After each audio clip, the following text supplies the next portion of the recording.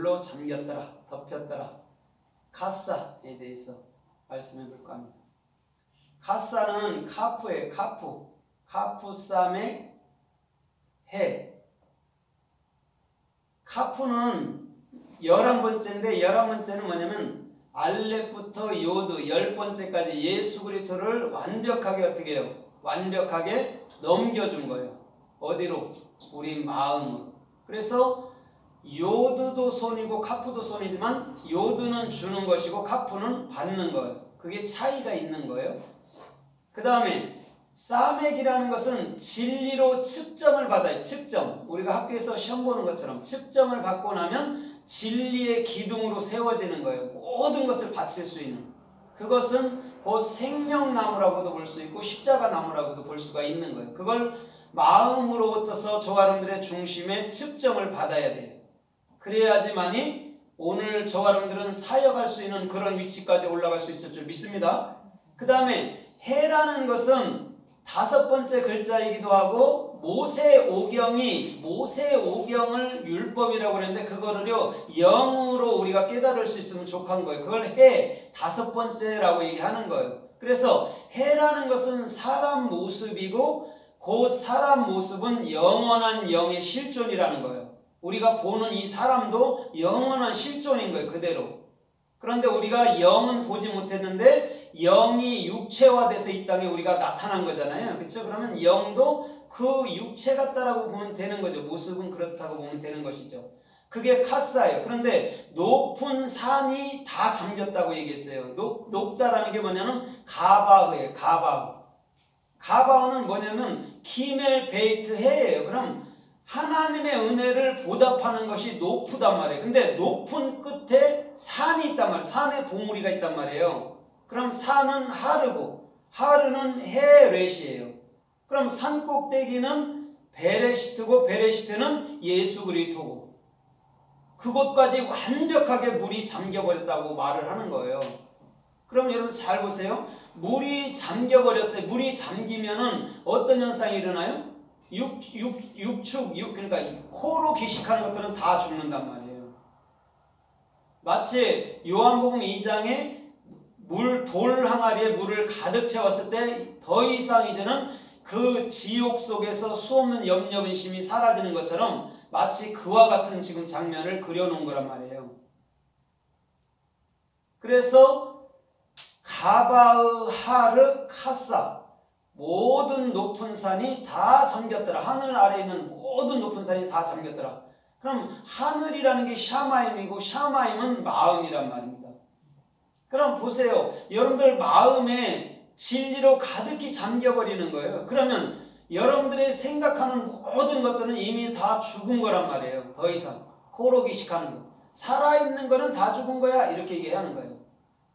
그게 착하든 안 착하든 거룩하든 안 거룩하든. 그래 놓고 난 이후에 주님께서는 이제는 영으로서 우리를 쓰고 계시는 거란 거죠. 영으로. 이제는. 육체로 쓰는 게 아니고 우리를 영으로 쓰는 거예요. 그게 지금 카사라는 오늘 온 세상의 원산들이 다 물로 잠겼더라 아니면 덮였더라 이렇게. 오히려 잠겼더라가 날지도 모르죠. 우리가 이해하기 쉽기는 거죠. 물에 잠겼다니까 그게 날지도 모르죠. 근데 이분은 이제 덮었더라 하니까 같은 말이니까. 그러나 원뜻이라는 카사를 알지 못하면 덮였든 잠겼든 세례를 하든 안 하든 그게 뭔 소용이 있겠습니까? 그 의미를 정확히 마음으로부터서 알면 아 이게 세례였구나. 그래서 내 생각이 죽는 게 세례였구나. 그리스도 영으로 사는 게 세례였구나를 정확히 알게 되면 되는 것이죠. 그럼 오늘 이 카사가 성서에서 어떻게 쓰였나 우리가 좀 살펴보면서 은혜를 받아보도록 하겠습니다. 마태복음 17장 8절에 보면 변화성산에 올라갈 때 예수님과 세 제자가 올라갔잖아요. 그죠? 베드로, 요한, 야고보가 올라갔어요. 그때 그들과 대화하고 난 다음에 모든 산 아래에 있는 모든 것들을 구름으로 덮어버렸어요. 그 다음에 그 구름으로 덮은 그 가운데서 누구만 나타났냐면 오직 예수 그리스도만 보였단 말이에요. 그때 구름으로 저의 모든 것들을 덮더라 할 때가 카사란 말이에요. 그럼 여러분들 구름으로 덮어. 구름이라는 건 아인이잖아요. 아인. 예수와잖아요. 예수와의 그 진리, 예수와의 성경 66권이 우리를 여러분들 덮은 거예요. 우리를 잠겨버린 거예요. 그럼 우리 마음에서는, 우리 눈에서는, 우리 생각에서는 누구만 보여야 돼요? 예수 그리스도. 예수 그리스도만 보여야 되는데 많은 사람들이 마태복음 14장처럼 풍랑이 일어나는 걸 자꾸 쳐다본단 말이에요. 세상에 요동하는 걸. 그러다 보니까 그 풍랑에 빠져들어가서 우리가 절대 헤어나올 수 없는 그런 사람들이 된단 말이에요. 풍랑이 심하던 배가 뒤집힐 것 같은 상황이 와도 예수님만 주목하고 있으면 괜찮을 줄 믿습니다. 왜? 예수님이 잠잠하라면 잠잠하잖아요. 오늘 그래서 마태복음 17장에 또 한 번 얘기해 주는 거예요. 마태복음 14장에 있던 얘기를 마태복음 17장에서 또 예수 그리스도 뿐이야. 그것만 네가 주목하고 있으면 돼. 이런 거예요.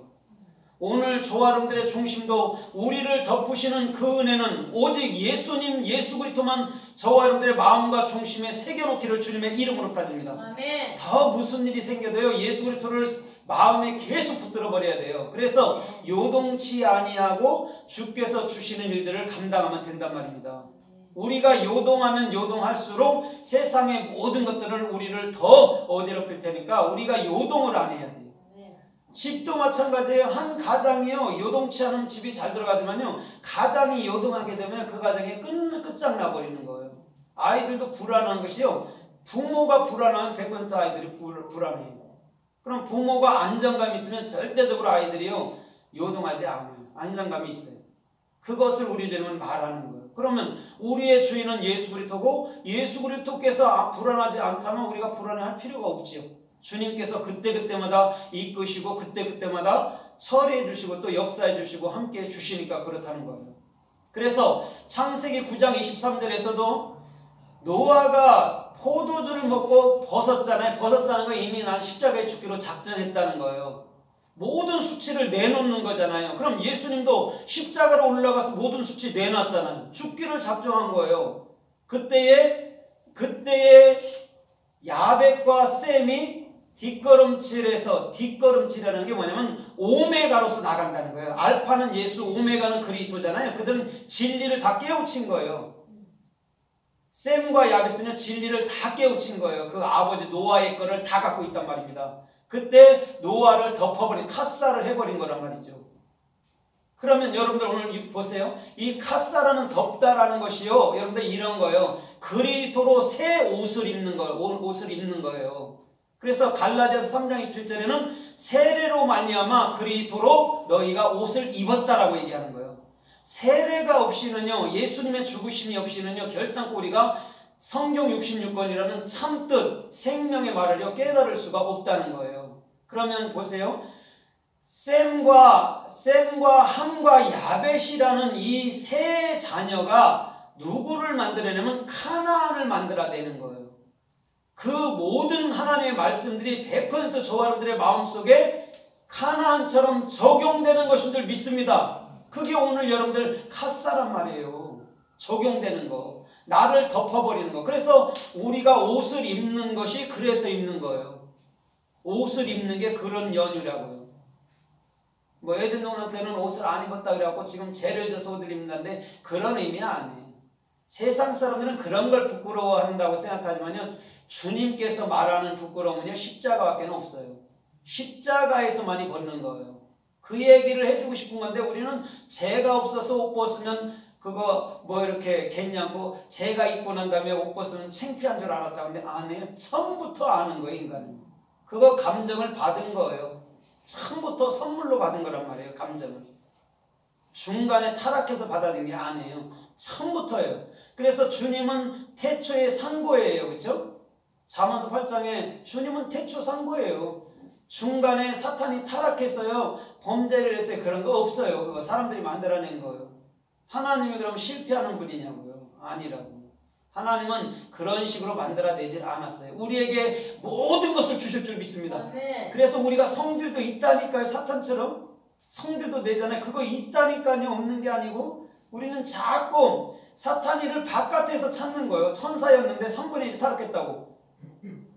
우리 안에 그게 있다니까요. 다. 천사도 있고 사탄도 있다니까요. 나 자유라는 것도.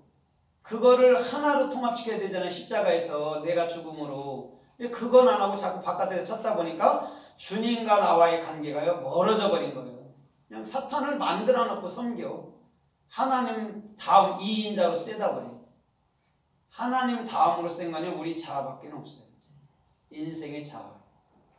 여러분들 우리가 살다 보면 경험하잖아요. 사람의 자아가요 보통 셉니까? 자기가 여러분들 그거에 대해서 내가 세팅이 딱 되지 않으면요 절대 안 굽혀요 그 자아는. 그래서 주님을 최고 대적하는 것은 사람의 생각이에요. 다른 게 아니에요. 그거 헛개비들이 뭘 주님을 대적합니까? 그것들이 인생이 대적하는 거예요. 그렇지만 우리들은 그걸까지 나쁘다고 얘기하지 않아요. 당신께서 창조한 거기 때문에. 그걸 받아주시는 조건에 그래도 내 말을 따라야지. 그게 영의 사람이지. 이렇게 얘기해 주는 것이죠. 그래서 창세기 38장에 다말이 유다 가문으로 시집을 갔어요. 타말은 십자가예요. 타부예요. 타부를 갖고 있는 자예요. 그랬더니 그 신랑을 잡아먹었네? 그 신랑이 누구예요?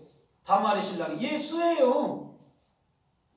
예수를 당연히 잡아먹는 게 당연하죠. 그래야 그리스도가 참된 신랑이 오는데.